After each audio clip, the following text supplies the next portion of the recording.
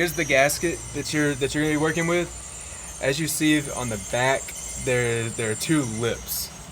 They follow the contour of the gasket itself. This back lip here will actually fit behind this into the gap that you can see between the two pieces there. So once you lay the gasket in, you'll just start to work that piece into the housing and continue that all the way around.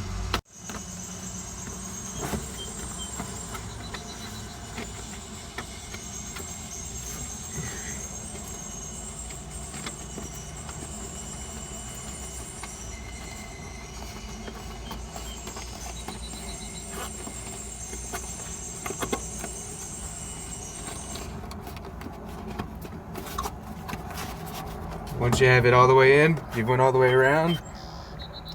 Yes.